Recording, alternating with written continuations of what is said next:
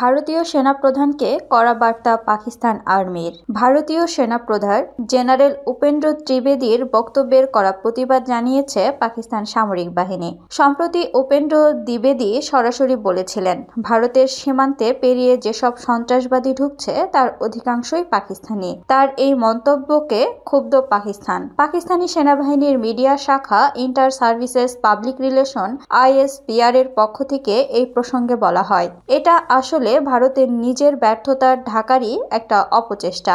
ISPR জানায়, ভারতের সেনাপ্রধান পাকিস্তানকে নিশানা করেছেন। তিনি বলছেন পাকিস্তান নাকি সন্ত্রাসবাদের এপিসেন্টার, কিন্তু তার এই মন্তব্য একেবারেই বাস্তবতা বিবর্জিত।